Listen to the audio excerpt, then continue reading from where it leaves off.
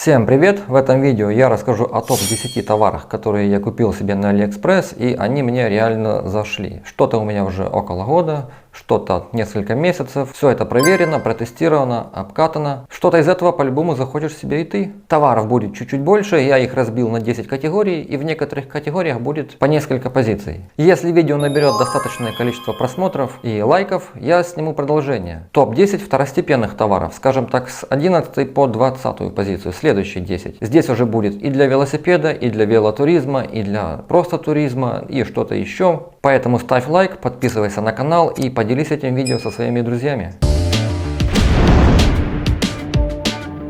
Первое, с чего я начну свой топ, это карбон. Летом этого года на мой велосипед были установлены 3 карбоновые запчасти: руль, вынос и подсидел. Наконец, ноября, когда я пишу это видео, с ними все хорошо. Проехал больше 3000 километров, и с ними ничего не случилось. Ничего нигде не хрустнуло. На них я уже снимал отдельный обзор, ссылочка сейчас где-то вылезет сверху. Также закреплю это все в первом комментарии под видео. Переходите, смотрите. А я не буду тратить время и перехожу дальше. Второе — это втулки. Это у меня, скажем так, третий этап бюджетной модернизации велосипеда. Бескамерка, потом был карбон, и оставалось поставить только нормальные втулки. В середине октября, то есть около месяца назад, на мой велосипед были установлены самые народные из народных втулок, это Новатэки. До этого у меня были так себе решения. Спереди у меня стояла динамо-втулка от Shimano, а сзади довольно-таки бюджетное решение на насыпи от бренда Cub. За год использования на втулке стерлись посадочные места, если я все правильно понял, и колесо немножко люфтило. Решения не было, поэтому можно сказать, что втулки это была вынужденная покупка. Ну, пока езжу, проехал уже, наверное, под 1000, все хорошо с ними. Следующее, что я бы советовал прикупить на AliExpress, это электронный насос. Их существует огромное разнообразие: маленькие, средние, большие, с экранчиками и без, сильно дорогие, не сильно дорогие. У меня вот такое решение от бренда Cycle MI. Брал, можно сказать, тоже вынужденно, потому что у меня сломался мой основной насос. Это гаджет, после которого жизнь уже не будет такой, как прежде. Если раньше мне, скажем так, было лень травить колеса, чтобы проехать условные 10 километров по пересеченке, а потом качать их заново, то с этой штукой все резко изменилось. Качается все очень быстро, легко и непринужденно. Обошелся он мне примерно в $40, и я им полностью доволен. Есть нюансы, он может сильно разочаровать некоторые категории велосипедистов, но об этом я уже более детально расскажу, когда буду снимать на него обзор. У меня это самая простая моделька, без экранчиков, без ничего, и я, соответственно, понятия не имею, какое качаю давление, все теперь определяю пальцами. Покупал именно такой специально, потому что с экранчиками они и крупнее, и тяжелее. На 4 место я поставил свет, передний и задний. Здесь у меня будет сразу 3 гаджета. Это фонарь, это мигалка и еще одно решение, к которому я очень скептически относился, но когда поставил, передумал. Это реально крутые вещи, которые долго обкатывались, тестировались и проверялись под разными углами. Я использую вот такой фонарик от бренда Off Bandage. Он, похоже, тоже уже становится народным. Куда ни плюнь, попадешь в этот фонарик. Я уже делал на него обзор. Ссылочка сейчас где-то тут вылезет. Также закреплю это все в первом комментарии. Плюс в описании смотрите ссылочки, где это все можно купить. Поэтому долго на нем останавливаться не буду. Скажу лишь, что заявленные 11 часов в минимальном режиме на 300 люменов он проработает 100%. Одним словом, это очень крутой фонарик за свои деньги. Задняя мигалочка у меня вот такая компактная. Это GIO. На нее я тоже буду делать обзор, и она тоже существует сразу у нескольких брендов. В описании у нее прям очень большие цифры в плане автономности работы, вплоть до 60 часов. Я такие тесты не проводил, но и высадить до нуля ее так и не смог. Из недавнего включил ее где-то в 10:30 и выключил аж в 23:45. Она все это время молотила при температуре плюс 5, плюс 9 градусов и, похоже, не планировала разряжаться. И сколько бы она еще проработала, я не знаю, мы просто столько не ездим с включенным светом задним. Просто день был пасмурным, я ехал один по узкой трассе, и вот таким образом незаметно набежало 14,5 часов работы. Крепится она необычно, у нее в комплекте 2 крепления. Это на рельсы седла и на подседельный штырь, который сейчас у меня установлен на велосипеде. Она ставится сюда, проворачивается и все, закреплено. Также у нее есть клипса для крепления куда-нибудь на сумку. Скажу, что крепление довольно противное. Пока ее затолкаешь, оно довольно жесткое. Но от этого даже лучше, потому что оно по всем признакам довольно надежное. Ну и третье, это дополнение для фонаря. Это подвес фонаря под выносное крепление для велокомпьютера. Очень скептически к этому относился, но желание придать велосипеду чуть больше эстетики вынудило убирать фонарь с руля. Он там прям сильно выпирал, сверху стоял так. Попробовал, зашло, ничего нигде не трясется, ничего не болтается и не выпадает с этой резинки. Итого мы имеем, что фонарь стоит по центру, он светит качественнее, точнее и лучше. А самое главное, он не слепит даже в метре от него. Остается пока нерешенным вопрос крепления фонаря вместе с сумкой на руле, но такие выезды у меня не часто и буду их решать уже по ходу появления этой проблемы. Есть уже на примете пару решений. Движемся дальше. На 5 место я поместил велокомпьютеры. На AliExpress представлен огромный ассортимент велокомпьютеров на любой вкус, цвет и бюджет. Но по незнанию можно купить немножко уже изжившиеся себя решения, вроде SykePlus M1. Могу рекомендовать не за все деньги мира вот такое простое решение от EG Sport, моделька BSC200. И перешел я на него с Garmin минимум по 3 причинам. Да, это именно Garmin, он цветной, он сенсорный, он крупнее, у него лучше реализованы большинство функций, но выбираю я именно этого китайца. У него есть сразу 3 хотелки. Это навигация, то есть сюда можно загружать GPS-треки и по ним ехать. Конечно же не в формате карты, а в формате просто линии, но я пробовал, все получается. Какие-никакие, но все же уведомления с телефона, хотя бы для понимания, что от кого там где пиликнуло. Здесь также можно выставлять плитки с данными так, как вам это удобно, а не так, как в SykePlus M1 решил разработчик. Ну и конечно же просто астрономическая продолжительность работы. Хочу снять на него обзор, но для этого нужно проделать столько работы, что у меня отпадает всякое желание. Ну а чтобы окончательно добить Garmin, как показала практика, карты мне не нужны. По грунтам я не езжу в формате трека какого-нибудь. Максимум, что мне нужно, это посмотреть расстояние или не пропустить поворот между населенными пунктами, что гораздо удобнее делать именно с телефона. Ну а все остальное есть здесь, и даже то, чего нет в этом Гармине. Ну а если интересно, почему я променял Garmin на этого китайца, то я могу снять короткий обзор сравнения. Пиши в комментариях, стоит ли мне это делать или нет. 6. Понижаем ставки и переходим к более земным вещам. Это очки. В руках у меня пара идентичных по стеклам фотохромных велоочков. Отличаются между собой они только формой и своей практичностью. Брал их когда-то себе меньше чем за $2, ну а сейчас ценник приближается уже ближе к $5. На них я уже когда-то делал обзор, ссылочка также сейчас вылезет. Рекомендую, очень классные очки за свои деньги. У меня таких даже парочка в запасе лежит. Ну а мы двигаемся дальше. На 7 место я поставил мелкую вспомогательную электронику. Это датчики пульса, скорости и каденса. Чего у меня только не было. Coaspo, SOS, SykePlus. И из последнего это датчик скорости и пульса GeoID. Они все идентичны по своей работе, передают всего лишь один параметр. Отличается только продолжительность работы от одной батарейки и может достигать до нескольких месяцев. На датчик скорости от GeoID я тоже уже снимал обзор. Сейчас ссылочка вылезет.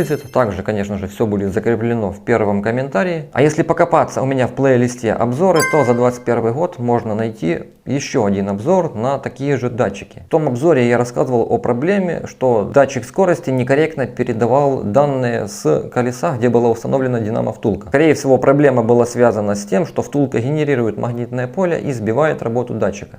Потому что когда я переставил этот датчик на заднее колесо, проблема исчезла. Плюс сейчас на новых втулках такой проблемы я вообще не наблюдаю. Недавно возвращался с одной очень дальней поездки на 226 километров, заехал в город под воздушную тревогу, под глушилки, и GPS на велокомпьютере сразу же отвалилось. Естественно, ни скорость, ни расстояние не считываются. Но я включил датчик, да, я его использую именно в таком режиме, когда реально он нужен. Включил и поехал себе. И это помогло мне привести важные для себя цифры. Не 214 километров, а 226. К пульсометру от этого бренда вопросов у меня тоже нет. Свои пульсовые зоны я уже высчитал, и какие-то аномалии я бы довольно-таки быстро определил. Ну а погрешность пару процентов это такое. Брал его тоже вынужденно на замену вот этой Календжи от Декатлона. Здесь у меня почему-то начали за пару дней улетать батарейки. Скорее всего, пульсометр не засыпал, а продолжал активно искать, куда бы ему подключить. На 8 место я поместил сумки. Куда же нам без них? AliExpress нам предлагает огромный просто ассортимент на любой вкус, цвет, качество и бюджет. Но я постепенно начинаю переходить на более качественные, более премиальные решения от наших внутренних брендов. На руль я устанавливаю вот такую сумку-бананку от Ляпоты. Это у нас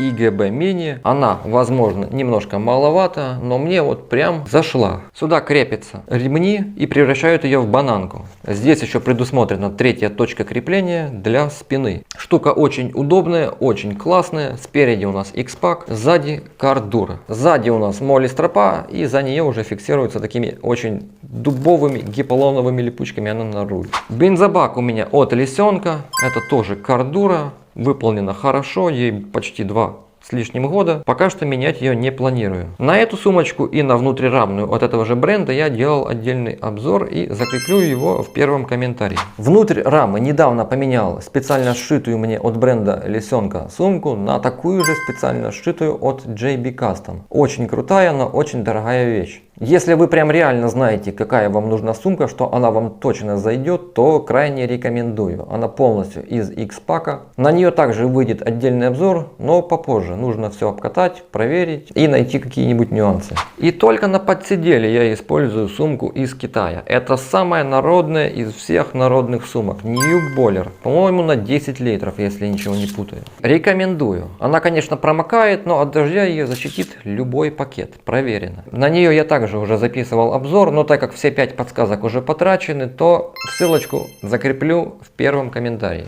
Есть у меня еще такая сумка-бутылка, сумка-фляга, которую я использую для велоаптечки. Решение довольно-таки практичное, но оно отбирает крепление для второй бутылки. Сейчас это ничего, а летом в жару вторая бутылка реально нужна. Сейчас вынашиваю идею супер универсальной сумки для велоаптечки, которая бы учитывала все мои хотелки, но пока что это идеи в голове. До какого-то проекта еще не дошло. Ну а дальше буду заказывать ее пошить. 9. Спускаемся еще ниже на землю и переходим к экипировке. Куртки, штаны, шорты, перчатки, шапки и так далее. Все это лето отъездил в таких вот шортиках X-Tiger. Они удобные, классные, прикольные, но рекомендовать я вам их не стану, потому что, как мне кажется, у них какие-то косяки с размерной сеткой. С ними все хорошо, но внизу на резинке они не стягивают ногу. Туда можно просунуть чуть ли не 2 пальца. Может, со мной что-то не так, но в поясе они прям плотные, а здесь нет. Их главная особенность — это боковые карманы. Я здесь очень много отвозил телефон, ничего нигде не выпало. Все с ними хорошо. Еще сезон как минимум они походят. У них в таком же дизайне есть и штаны, тонкие осенние. Они практически идентичны. Тоже есть сбоку карманы. Те же дизайнерские элементы, но у них тоже косяк с размерной сеткой. Вроде бы М, все в поясе хорошо, все везде как и нужно, а внизу на голени можно засунуть туда прям целых 2 пальца. А должно все прям плотно обтягивать. Джерси, это у меня Раудаx. Вот что с ней случилось за сезон. Где-то видел по такие потертости. Вот оно, да. Еще 1, а то и 2 сезона она спокойно отходит. Если не знать, то можно легко подумать, что это ХБшка. На самом деле это 100% полиэстер. Он приятный, структура у нее прям такая вафелька соты, она просвещается, летом очень сильно продувается, что прям очень классно при жаре. Могу также рекомендовать бренд Кималос. Купил себе вот такую жилеточку. Хотя изначально были у меня сомнения, куда ее вообще использовать, и не проще ли купить что-то с длинным рукавом. В общем, купил ее не зря, полностью ей доволен. Когда ее полностью скрутить, она размерами как кулак. Таскаю ее в сумочке довольно часто, даже когда есть подозрение на относительную теплоту. Более детальный и подробный обзор я уже делал на эти 3 вещи, поэтому закреплю его в первом комментарии. Еще одно приобретение от этого бренда — это зимняя экипировка в формате бибы. Это штаны, это целый комбинезон. Как я его не хотел, но все же на зиму стоит на такое переходить. Дополнительное утепление. Померил, прям идеально в него зашел. В нем так мягенько, комфортно и тепло. Из недавнего проехал 200 километров при температуре от +8 до -3. Днем, конечно, побаивался, что в нем сгорю, но из-за встречного ветра обошлось. А ночью при минусовой на открытой трассе прям шикарно. При этом по всем признакам ощущалось, что вокруг меня минусовая, но в движении прям было классно. Они где-то до -5, и дальше уже нужно будет искать дополнительное утепление. Как минимум закрыть колени. Ну или сидеть дома, что собственно я и планирую.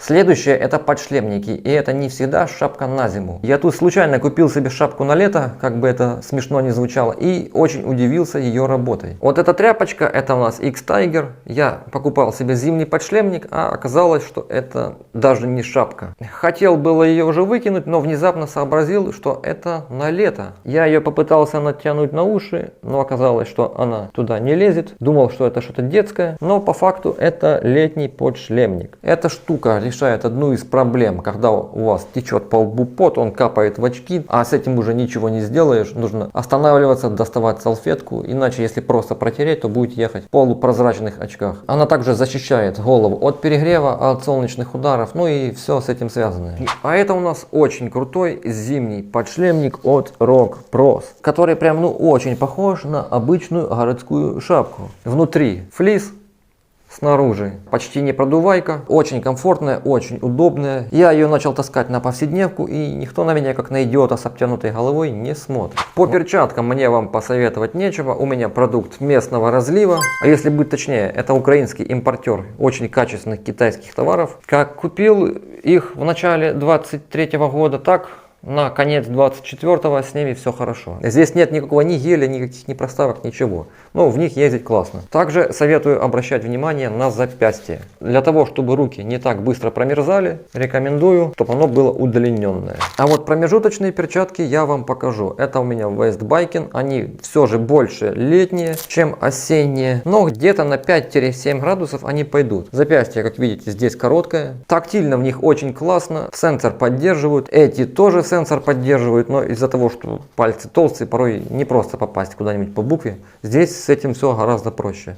Здесь есть уже мягкие вставки. В общем, они прикольные. Ну и последнее по одежде, это у нас носки. Они у меня уже такие третьи или четвертые. Живут в среднем 3 месяца, 4. Дальше начинает вот это вот растягиваться, поэтому нужно обновляться. Зимой проверено, в них теплее, нога не так быстро промерзает. А летом все то же самое, но наоборот. Нога не такая мокрая. Ну и напоследок поговорим про вспомогательную стороннюю электронику. В частности, про мини-пауэрбанки, про провода, про зарядные блоки и так далее. Тут тоже не все так просто, так как нам требуется все облегченное и компактное. И такое я нашел в Китае. В руках у меня безымянный и очень компактный корпус пауэрбанка. Стоит около $2 и требует установки 2 батареек 18650. То есть да, он самосборный. А это у меня кейс, в котором я вожу с собой еще 2 баночки на 3+3 тысячи мАч. Хотя мог бы возить с собой 2 таких пауэрбанка.